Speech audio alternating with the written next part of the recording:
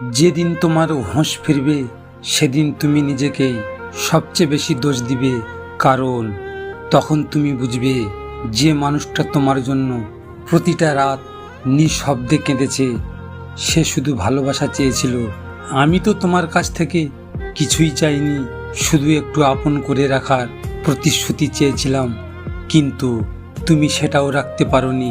একদিন ঠিকই অনুভব করবে কাউকে হারিয়ে ফেলার কষ্টটা ততক্ষণ বোঝা যায় না যতক্ষণ না সেই মানুষটা চিরদিনের মতো দূরে চলে যায়। মায়া মানুষকে এতটাই অসহায় বানায় যে মানুষটা প্রতিদিন একটু একটু করে ভেঙে দেয়, অবহেলা করে, কষ্ট দেয়, চোখের জল উপহার দেয়, মনটা তবু সেই মানুষটার কাছেই ফিরে যেতে চায়। হয়তো এটাই ভালোবাসার সবচেয়ে নির্মম দিক, যেখানে মানুষ কষ্ট পেলেও দূরে যেতে পারে না, বারবার ভেঙে পড়েও একই মানুষের জন্য অপেক্ষা করে। কখনো কখনো নিজেকেই প্রশ্ন করি, কেন এতটা ভালোবেসেছিলাম, কেন নিজের সুখ, শান্তি, অনুভূতি আর ভবিষ্যতের স্বপ্নগুলো একজন মানুষের হাতে তুলে দিয়েছিলাম, যে মানুষটার জন্য এক সময় সারা রাত জেগে থেকেছি, নিজের সব দুঃখ লুকিয়ে তাকে হাসানোর চেষ্টা করেছি। আজ সেই মানুষটার কাছেই আমি সবচেয়ে বেশি অচেনা।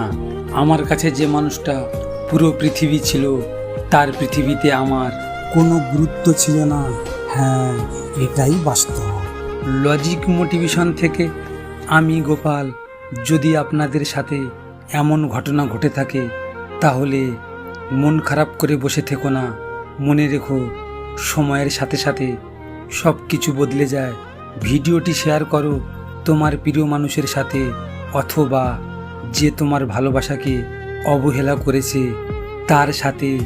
হয়তো তুমি এই কথাগুলো তার সামনে বলতে পারবে না, তাই এই ভিডিওটির মাধ্যমে তুমি তোমার মনের কথাগুলো তাকে জানিয়ে দাও।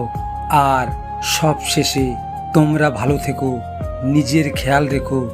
ধন্যবাদ।